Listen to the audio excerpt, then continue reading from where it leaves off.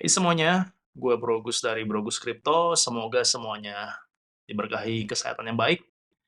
Hari ini gue pengen lagi bahas sedikit banyak mengenai kripto, perkembangan market kripto, apa aja yang udah terjadi dalam 24 jam terakhir. Oke deh guys, langsung aja kita ke monitor.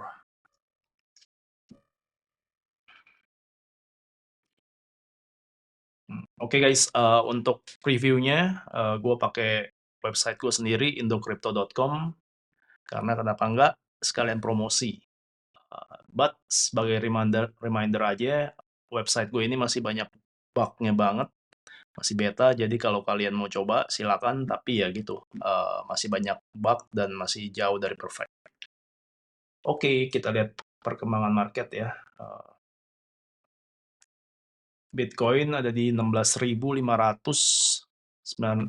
dolar, Ethereum ada di 1.200 dolar. Jadi ini masih kelanjutan dari kemarin di mana market tuh hijau, tapi dia kayaknya sejauh ini ya untuk Bitcoin sendiri dia tuh berhenti di sekitaran ya 16.600 gitu ya, 16.700 kalau nggak salah pernah juga. Dan total market cap sejauh ini sampai hari ini ada di 863 billion dollar, dan untuk dominasi Bitcoin ada di 36,77% dan dominasi Ethereum ada di 16,94%. Oke, kita coba klik di Bitcoin, ada apa? Kita lihat chartnya sebentar ya. Jadi ini adalah chart dari TradingView, dan ini adalah chart daily chart. Ini kita sekarang ada di sini ya. Sini nih. Ini tuh tanggal 5 November, yang paling tinggi dari 5 November kemarin, dan sekarang tuh kita ada di bawah banget nih. Sekarang kan tanggal 25 ya kalau nggak salah ya. 25 November. Ya, sekarang kita di sini nih. Jadi sebenarnya kalau teman-teman mau melihat ini ya, pattern-nya nih dari tanggal 5 ini, di top tanggal 5 ini, dia kan turun ke bawah banget nih. Dan ketika dia turun tuh dia membentuk W tuh. W kayak gini, double bottom ya. Double bottom. Tapi menurut gue ini tuh karena kita lagi di dalam bear market, ini tuh benar-benar bukan jaminan kalau gara-gara dia double bottom begini dia tuh bakal langsung bounce naik ke atas. Menurut gua tuh nggak mungkin banget kayak misalnya dia langsung kayak naik ke sini gitu. Tapi ya kita nggak tahu ya, semuanya mungkin. Tapi menurut gua kemungkinannya tuh sangat kecil sekali. Kemungkinan besar paling yang bakal terjadi tuh ini si Bitcoin nih bakal ya naik turun bentar lah, segini segini segini segini gitu. Tapi nggak tahu dia bakal breakout ke atas atau ya turun ke bawah gitu. Gua personally sih nggak berasa dia tuh bakal langsung bounce naik banyak ke atas gitu ya untuk sementara waktu. Tapi ya we'll see what's gonna happen. Oke guys, jadi Bitcoin 16.500,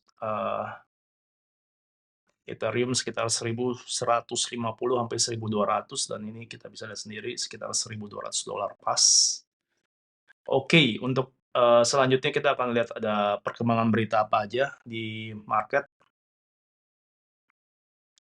Nah, ini seperti biasa gue bakal mengutip atau melihat berita-berita dari situs-situs luar. Dan untuk yang ini kita lihat dari Cointelegraph. Beritanya adalah Sam Bankman-Fried still speaking at events and the community is furious. Oke, jadi ini kalau gue nggak salah nih, tadi gue udah lihat previewnya.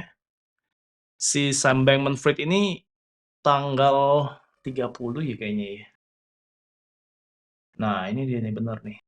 Dia ini sebenarnya kan lagi dalam masalah besar banget kan ya, karena dia tuh lagi dikejar-kejar oleh pemerintah Amerika, juga oleh, ya dia kan untuk sementara waktu ini dan selama ini memang dia dia punya basis tuh di Bahama.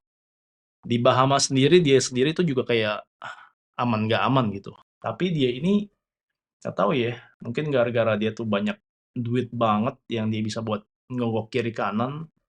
I have no idea. Tapi dia ini nih berani nge-tweet kayak gini nih. Nah, ini dia nih. SBF, I'll be speaking with Andrew Sorkin at the Dealbook Summit next Wednesday, November 30. Gue nggak ngerti nih, kalau nggak salah ini bakal kejadiannya tuh nggak ngerti di mana, tapi feeling gue sih paling ya ini ya, bakal virtual gitu. Karena gue ragu sekali dia berani menginjakan kakinya di Amerika. Karena kalau dengan demikian, biarpun dia ini setahu gue keluarganya kuat, banyak koneksi, terutama dari sisi Demokrat, tapi ya gitu, maksudnya dia kan sekarang nih sedikit banyak tuh udah dalam kategori buron gitu, karena dia takut ditangkap dan masih ngurusin bankruptcy segala macem. Ya, mau bilang apa ya, dia kurang lebih nih, jadi untuk saat-saat seperti ini dia berani kayak gini, bisa dibilang nih orang nih kayak clown banget ya, kayak badut gitu. Maksudnya kayak ngeledekin semua orang yang udah kehilangan duit gara-gara dia gitu. Tapi ya kita bakal lihat deh apa yang bakal terjadi. Oke, untuk berita selanjutnya, ini ada recent FTX hacks prove it was right to secure its assets. Bahamian regulator. Oke. Jadi buat teman-teman yang belum tahu, kan FTX Global itu basisnya tuh di Bahama. Nah, karena si FTX ini file bankruptcy di Amerika dan juga di kayaknya di Bahama juga ya. Jadi tuh di Bahama si FTX ini tuh ada investor juga dari pemerintahan Bahama, dari orang-orang kuat di Bahama gitu. Nah, jadi ketika kejadian di mana si FTX file bankruptcy, kan pemerintah Bahama ada kepentingan dong. Mereka ini langsung buru-buru pengen amanin dana yang di dalam FTX, duit mereka sendiri gitu. Nah, which is ya ini sesuatu yang nggak bisa disalahin karena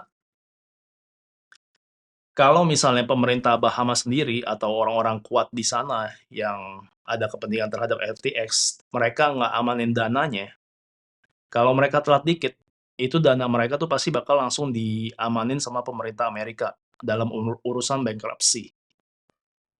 Jadi ya nggak bisa salahin mereka juga karena mereka tuh pengen banget dana mereka aman, tapi ya kayak gitu. Maksudnya ya ini saat ini tuh kayak wild wild west banget di mana dana-dana yang tersisa dari FTX ini coba diselamatin dari pemerintah Amerika lewat bankruptcy court. Terus pemerintah atau orang-orang kuat di Bahama juga pengen selamatin uang mereka dengan cara paksa. Lalu si FTX-nya sendiri berusaha mengamankan dana-dana yang tersisa dengan cara mereka sendiri gitu. Jadi ini saling kayak adu kuat lah gitu. Semoga ini teman-teman nggak ada yang kena ya duitnya gitu. Oke, selanjutnya ini dari The Crypt. NFT belum mati ceritanya, pertanyaannya. Ternyata nih ada Bored Ape yang kejual sampai $1 juta. Hampir ya. Nggak tahu ya, gue sendiri sih gue nggak main NFT karena menurut gue untuk sementara waktu ini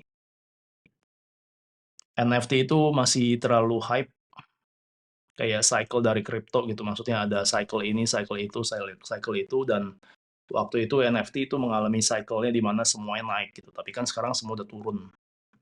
Tapi ya ini anomali sih. Masih ada yang terjual sampai $927.000.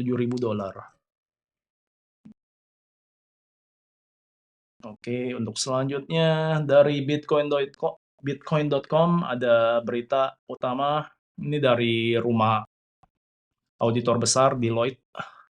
Bacanya Deloitte ya. Setahu gue sih Deloitte ya. Metaverse could add Metaverse could add 1.4 trillion a year to Asia's GDP. Oke, ini berarti proyeksi ke depan ya, jauh ke depan kalau gue bilang ini kayaknya. Coba kita lihat ke bawah sebentar. Nah, ini dia nih. Mereka memperkirakan Metaverse tuh bisa menambahkan sekitar 1,4 triliun dolar ke GDP-nya Asia. Kurang lebih sampai tahun 2035 lah. Ini buat teman-teman nih ya, kalau misalnya yang belum tahu, Metaverse ini jadi itu tuh bukan cuma sekedar NFT doang, di mana kita lihat banyak foto ini atau foto itu kejual dengan harga mahal karena hype dan lain-lain. Tapi Metaverse itu tuh nanti teknologinya tuh bahkan NFT sendiri, pemakaiannya tuh bisa lebih dari foto-foto yang selama ini lagi hype gitu. Karena di bisnis, di pemerintahan, dan sekolah dan lain-lain, pabrik, semua tuh bisa pakai teknologi blockchain di mana untuk proses autentifikasi itu jadi jauh lebih efisien dan juga lebih apa ya, lebih aman gitu karena nggak bisa di-copy, nggak bisa dicurangin gitu. Jadi ya kurang lebih seperti itu ya, Metaverse teknologinya tuh memang benar-benar bisa dipakai untuk masa depan. Tapi ini masih proyeksi ke depan ya, masih jauh sampai 2030. Oke guys, untuk hari ini segitu aja yang saya ulas. Tapi kalau teman-teman berkenan, bisa teman-teman mampir sebentar ke indocrypto.com dan lihat-lihat, kasih saran, kasih kritik atau apa gitu, biar saya bisa perbaiki. Karena saya memang berencana bikin situs dan app ini jadi gede, berguna buat pasar Indo ya, buat teman-teman semua. Oke deh. Oke deh guys, itu aja untuk hari ini. Salam kripto. Bye-bye.